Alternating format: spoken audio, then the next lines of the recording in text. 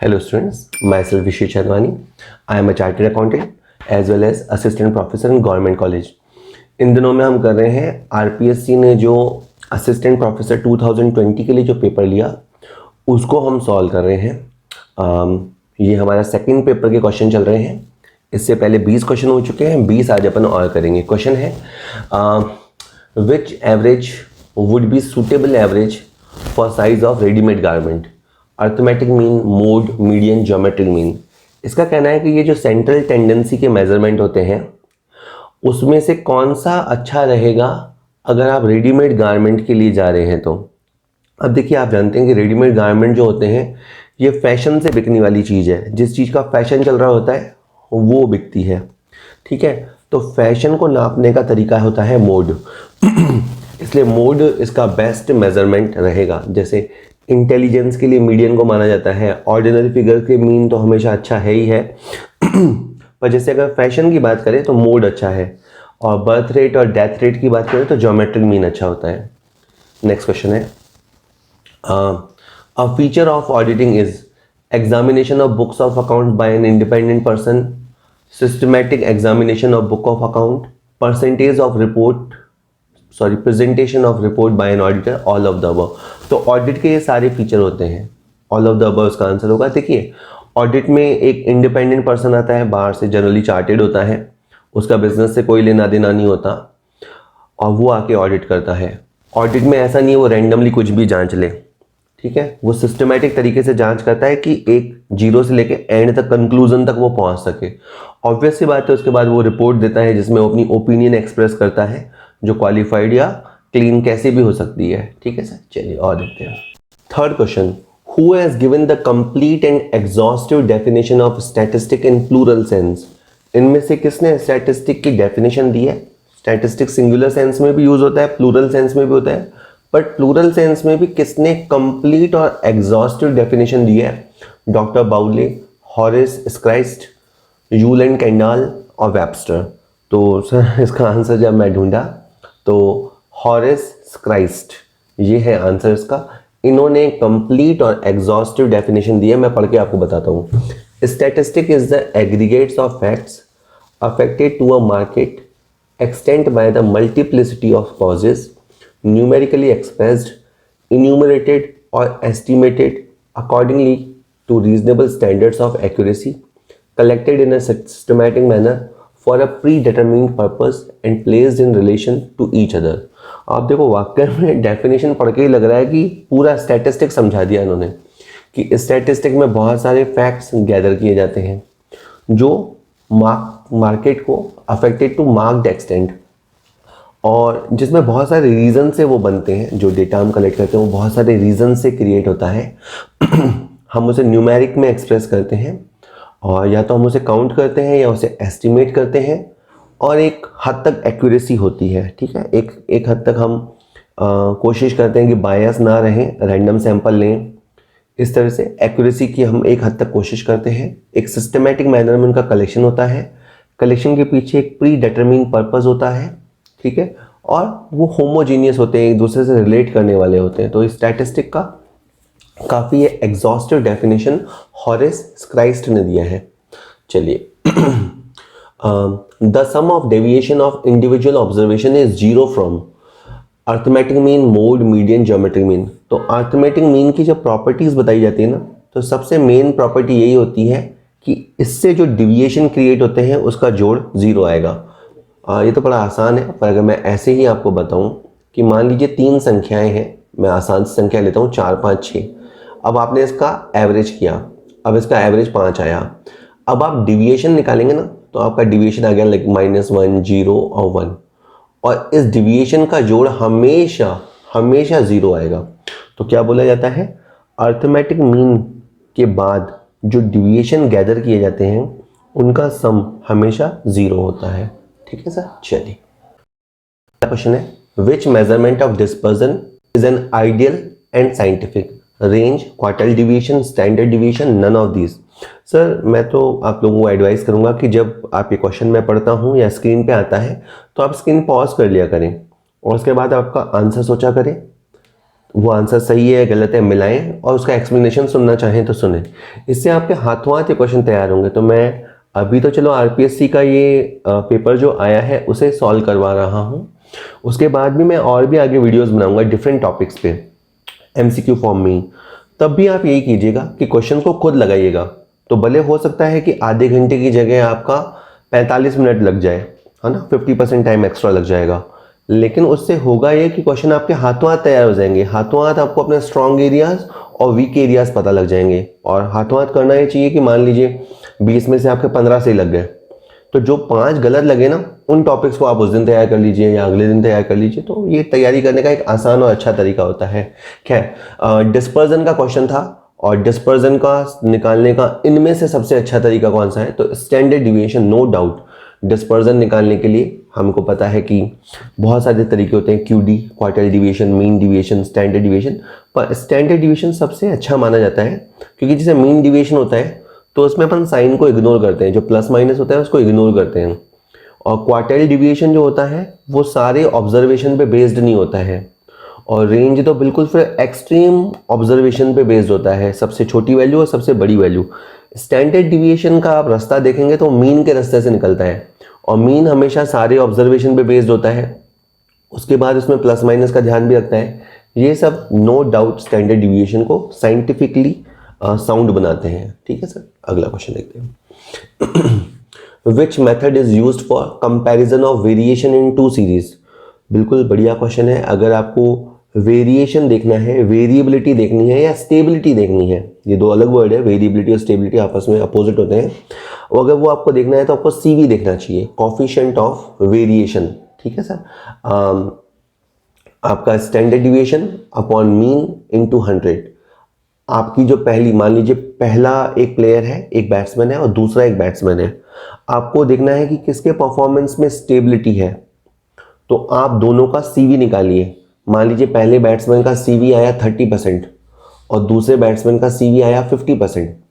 तो 50% का मतलब है इसमें वेरिएशन ज़्यादा है, स्टेबिलिटी कम है, और इसमें सीवी कम आया मतलब इसकी स्टेबिलिटी ज़्यादा है। तो ये सब देखने के लिए आपको कोफिशिएंट ऑफ वेरिएशन देखना होता है। चलिए sir, well 27 second measure of skewness is based on arithmetic mean, mode, median and mean deviation. Arithmetic mean, median, mode and standard deviation, quartiles and medians, none of these. Sir इसका answer होगा quartiles and medians. देखिए जो skewness हम निकालते हैं उसमें जो पहला तरीका होता है वो तो कार्ल पियर्सन वाला तरीका होता है, ठीक है, और उसमें होता है like mean minus mode upon standard deviation. और अगर मोड में कोई प्रॉब्लम हो तो उसका एक ऑल्टरनेटिव फॉर्मूला भी होता है जिसमें मोड के बजाय मीडियन का इस्तेमाल होता है। ठीक है, अब ये तो एक बात रही, इसलिए क्या है, जैसे पहले ऑप्शन में मीन डिविएशन है तो उसका इस्तेमाल होता नहीं है। स्क्यूनेस का जो दूसरा फॉर्मूला होता है वो बाउले का फॉर्मूला होता है। वो यूं कहता है कि Q3 और M के बीच में दूरी निकाली जाए और इसके बाद M और Q1 के बीच में दूरी निकाली जाए, ठीक है, अपॉन Q3 माइनस Q1। ठीक है, और इस फॉर्मूले को और भी तरीके से लिखा जा सकता है। तो ये बाउले का जो दूसरा वाला फॉर्मूला है ये मीडियन और क्वार्टाइल्स पे बेस्ड फॉर्मूला है और ये स्क्यूनेस का मेजरमेंट करता है। ठीक है सर, चलिए, in which average the effect of extreme value is the highest? arithmetic mean, median, mode, geometric mean। इसका आंसर होगा सर अर्थमेटिक मीन। जो एक्सट्रीम वैल्यूज होती हैं वो अर्थमेटिक मीन को ज़्यादा अफेक्ट करती हैं, क्योंकि जैसे मीडियन होता है तो मीडियन तो बीच की कोई वैल्यू होती है, और मोड भी जो पद सबसे ज़्यादा बार आता है, जो ऑब्जर्वेशन सबसे ज़्यादा बार आता है उसके बेस पे मोड होता है। ठीक है, तो एक्सट्रीम वैल्यू तो बार बार आ नहीं सकता। तो कहने का मतलब है मोड और मीडियन ये अनअफेक्टेड रह जाते हैं। ज्योमेट्रिक मीन एक हद तक अफेक्टेड होता है, लेकिन अर्थमेटिक मीन ज़्यादा अफेक्टेड होता है as compare to geometric mean. तो इस गिवन क्वेश्चन में जो कहें एक्सट्रीम वैल्यू का जो सबसे ज़्यादा वैसे असर पड़ता है वो तो पड़ता है रेंज पे, बट रेंज इसमें ऑप्शन नहीं है, तो इनमें से अर्थमेटिक मीन पे उसका सबसे ज़्यादा प्रभाव पड़ता है। ठीक है sir, The most appropriate average to be used while constructing index number is arithmetic mean, median, harmonic mean, geometric mean। Answer is geometric mean। अगर आप इंडेक्स नंबर देख रहे हैं तो कहीं ना कहीं आप महंगाई की रेट को समझना चाहते हैं, इन्फ्लेशन रेट को समझना चाहते हैं, और जहाँ भी रेट का मामला होता है ना, वहाँ ज्योमेट्रिक मीन हमेशा बेटर होता है। चाहे आप डेथ रेट समझें, बर्थ रेट समझें, है ना, डेप्रिसिएशन रेट्स को समझें, तो वहाँ पे ज्योमेट्रिक मीन सबसे अच्छा रहता है। तो इंडेक्स नंबर की कैलकुलेशन में ज्योमेट्रिक मीन, और आप ये भी जानते हैं कि जो फिशर का सूत्र होता है, फिशर के इंडेक्स नंबर को अपन आइडियल मानते हैं, उसका एक रीज़न ये भी है कि वो अपने फॉर्मूले के अंदर ज्योमेट्रिक मीन का इस्तेमाल करता है ना। चलिए अगला क्वेश्चन देखते हैं। If beta coefficient equal to 3, frequency curve is known as leptokurtic और पीक डिटॉप्ड, प्लेटिक्रिटिक और फ्लैट टॉप्ड, मेसोक्रिटिक और normal, none of the above. अगर सर आपका जो बीटा कॉफिशिएंट है वो एग्जैक्ट 3 है, तो आपका होता है वो नॉर्मल डिस्ट्रीब्यूशन, मेसोक्रिटिक। ठीक है, ये कुर्टोसिस वाले टॉपिक का है, आप उसमें समझेंगे। उसमें क्या होता है, जैसे ये मान लीजिए ये आपका नॉर्मल कर्व है और ये आपका है लेप्टोक्रिटिक, ऊपर वाला जो तीखा सा है जो, और एक है मान लीजिए ये फ्लैट सा, ये है प्लेटिक्रिटिक। तो जो बीच में है एम से याद कर लीजिए मेसोक्रिटिक। ये नॉर्मल डिस्ट्रीब्यूशन जो बेल शेप्ड होता है वो होता है। अगर आपकी बीटा कॉफिशिएंट की वैल्यू 3 से ज़्यादा आती है तो इसका मतलब है आपका नुकीले शीर्ष वाला, है ना, लेप्टोक्रिटिक है। ठीक है, मतलब उसमें तीखापन ज़्यादा है, और यानी और अगर आपका फ्लैट चल रहा है मामला तो वह है प्लेटिक्रिटिक और फ्लैट टॉप्ड। ठीक है सर, चलिए तो इसका आंसर अभी मैंने बताया कि अगर बीटा कॉफिशिएंट एग्जैक्ट 3 के बराबर है तो वो होगा आपका normal distribution, mesokurtic. Fisher's index number is called ideal index number because it is based on fluctuating rates. Geometric mean is used in this formula. It fulfills the qualities of reversibility, time reversal test and factor reversal test, all of the above. Sir इसका answer है all of the above. Fisher का सूत्र सबसे आदर्श सूत्र माना जाता है, ideal माना जाता है। उसके पीछे एक तो रीज़न ये है कि फ्लक्चुएटिंग वेट्स यूज़ करता है। हो सकता है कि जैसे 2020 में जो आप कंज्यूम करते हो वो अलग हो और 2021 में जो आप कंज्यूम करते हो वो अलग हो, क्योंकि कंजम्पशन चेंज होता रहता है। तो आप केवल बेस ईयर क्वांटिटी को या करंट ईयर क्वांटिटी को ही नहीं ले सकते। फिशर का आप फॉर्मूला देखेंगे तो उसमें दोनों क्वांटिटी यूज़ होती है, बेस ईयर क्वांटिटी भी यूज़ होती है और करंट ईयर क्वांटिटी भी यूज़ होती है, तो उसमें फ्लक्चुएटिंग वेट्स यूज़ करता है। दूसरा है कि इंडेक्स नंबर के लिए माना जाता है कि ज्योमेट्रिक मीन सबसे बढ़िया मेजरमेंट है, तो ज्योमेट्रिक मीन का इस्तेमाल भी हो जाता है जब वो फॉर्मूला लिखता है। तो जैसे अगर आपने इसका फॉर्मूला देखा हो फिशर का, है ना, तो उसमें वो ऊपर P1 Q0 रखता है और इसके पास में, ठीक है, P1 Q1 upon P0 Q1, यानी एक बार फॉर्मूले में बेस क्वांटिटी का इस्तेमाल होता है, एक बार बेस में करंट क्वांटिटी का इस्तेमाल होता है, और ये रूट लगने की वजह से ज्योमेट्रिक मीन का इस्तेमाल भी होता है, और ये दोनों टेस्ट को सेटिस्फाई करता है।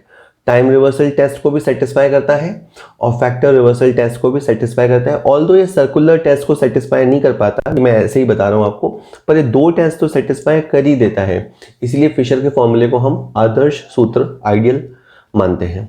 ठीक है सर, चलिए अगला क्वेश्चन है, factor reversal test is satisfied when P01 into Q01 बराबर 1। सेकेंड है P01 इंटू Q01 बराबर P1 Q1 divided by P0 Q0। Third है P01 इंटू P10 बराबर 1, P01 into P12 into P20 बराबर 1। देखिए सर, इसमें बात चल रही है फैक्टर रिवर्सल टेस्ट की। ठीक है, वैल्यू को डिटरमाइन कौन करता है, एक तो प्राइस और एक क्वांटिटी, है ना। तो अगर हम फिशर का प्राइस इंडेक्स निकालें और अगर हम फिशर का क्वांटिटी इंडेक्स निकालें तो इसके बाद आपके पास वैल्यू इंडेक्स अपने आप ही आ जाएगा। ठीक है, तो ये वाला जो सेकंड है कि अगर प्राइस इंडेक्स को और क्वांटिटी इंडेक्स को मल्टीप्लाई करें तो you will get value index. ठीक है, तो ये फैक्टर रिवर्सल टेस्ट होता है। जो थर्ड वाला लिखा है उसमें प्राइजेस को आगे पीछे किया गया है, तो ये टाइम रिवर्सल टेस्ट है। और जो लास्ट वाला लिखा है, फोर्थ ऑप्शन वाला, वो आपका सर्कुलर टेस्ट है। और जो फर्स्ट लिखा है वो उसका राइट हैंड गलत लिखा हुआ है, P01 इंटू Q01, यानी price index multiply quantity index करने पे जो क्रिएट होना चाहिए वो वैल्यू इंडेक्स क्रिएट होना चाहिए। ठीक है सर, तो सेकंड इसका सही आंसर है। Well, Shepard's correction is required when frequency distribution is in continuous series, frequency tapers off to zero in both directions, total frequency is not less than 1000 approx, all of the above conditions fulfilled. Shepard correction आपको कब करना चाहिए? इसका answer है sir all of the above. अगर ये सारी मान्यताएं पूरी होती हों तो करना चाहिए। देखिए बात यह है कि जब अपन मोमेंट्स कैलकुलेट करते हैं, ठीक है, और उस समय अगर मान लो ग्रुप्ड डेटा है, जैसे ये 0 से 10, 10 से 20, ये वाला ग्रुप्ड डेटा है, तो हम क्या करते हैं, x के लिए मान लेते हैं कि यहाँ x 5 रहा होगा और 10 और 20 में 15 रहा होगा एंड सो ऑन। लेकिन आप भी जानते हैं कि 0 और 10 के बीच में तो बहुत सारी वैल्यूज हो सकती हैं, 1 से लेकर 9 तक कुछ भी हो सकता है। आप उसे 5 मान के कर लेते हैं तो चांस है कि कुछ ना कुछ गलती हो गई होगी, तो फिर शेपर्ड करेक्शन करना पड़ता है। तो कब जरूरत पड़ती है? ग्रुप्ड डेटा में, यानी कंटिन्यूअस सीरीज में। तो फर्स्ट हो गया। दूसरा ये है कि आपका जो कर्व होना चाहिए वो नॉर्मल कर्व होना चाहिए, tends to zero, tapers off to zero. Zero नहीं, मतलब आवृत्तियां पहले घटते से बढ़ती हुई होनी चाहिए, बेल शेप्ड, और फिर नीचे की तरफ घटती हुई होनी चाहिए और घट के जीरो की तरफ जाने की टेंडेंसी होनी चाहिए, और आवृत्तियां भी ज़्यादा होनी चाहिए, ठीक है। इसके अलावा ये होता है कि ग्रुप फाइनाइट होना चाहिए, कोई ओपन एंडेड ग्रुप नहीं होना चाहिए।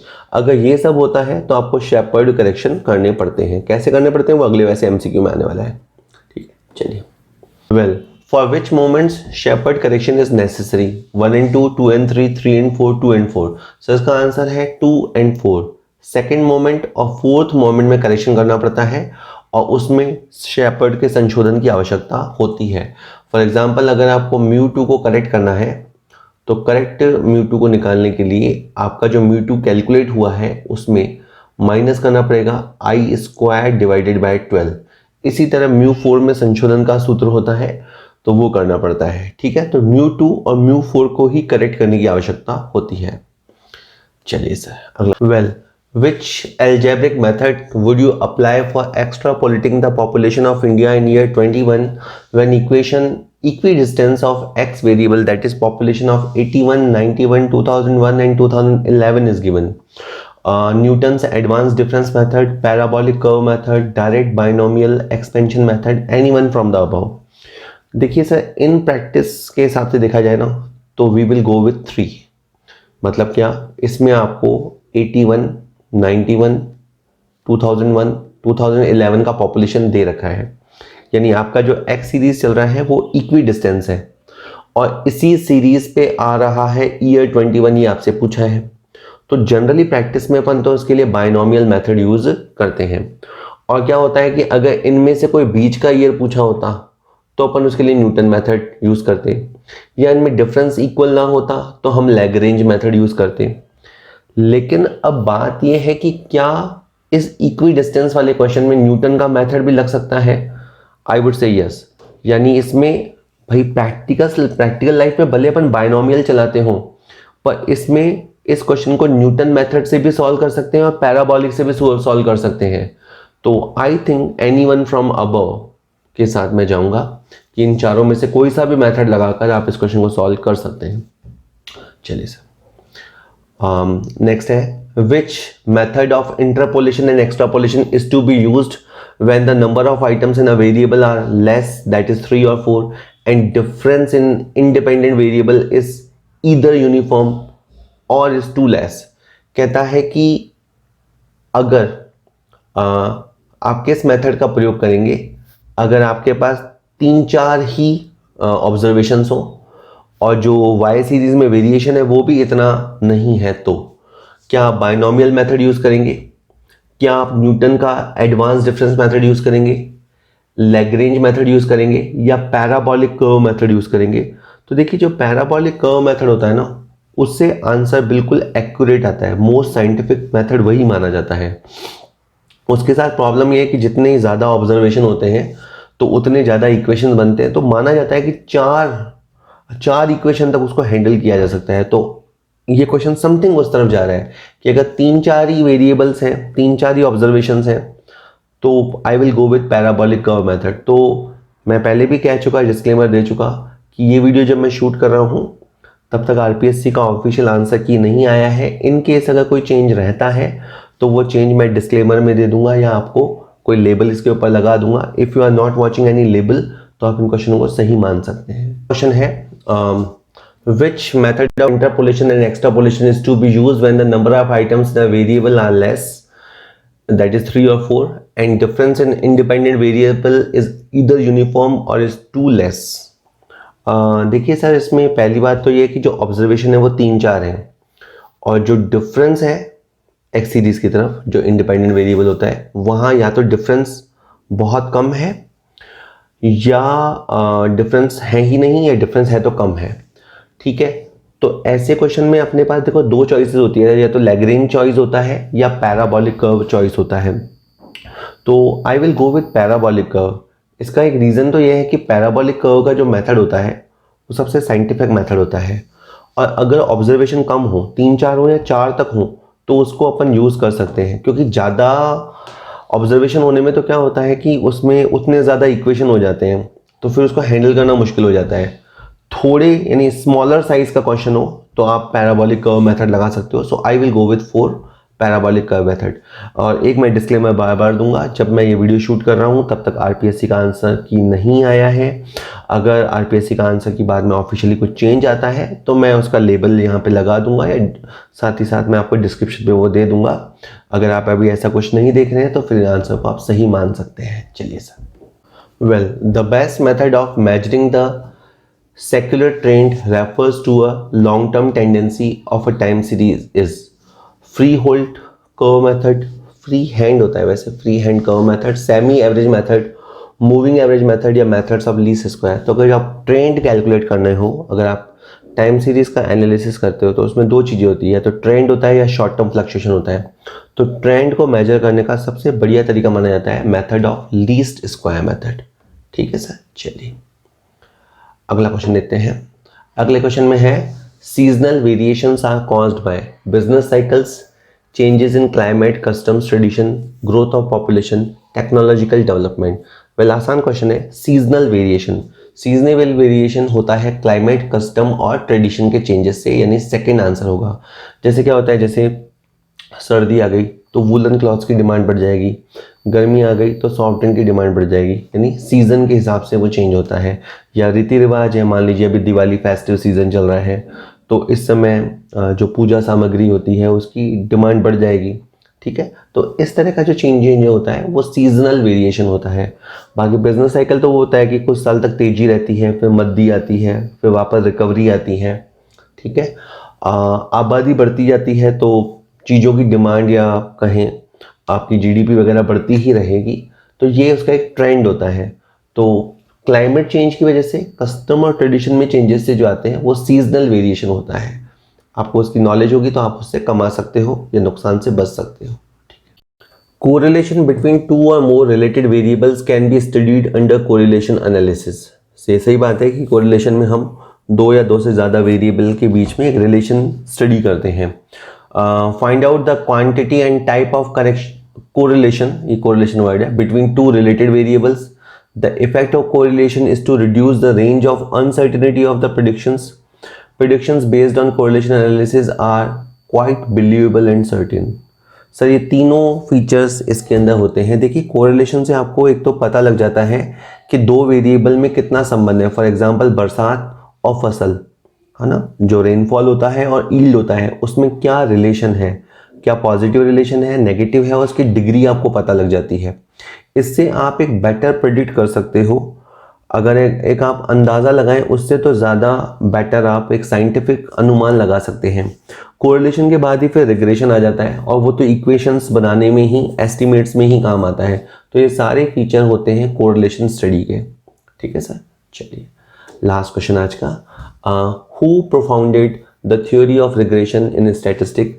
किसने रिग्रेशन को प्रोफाउंड किया था? तो सर फ्रांसिस गाल्टन इसका आंसर है।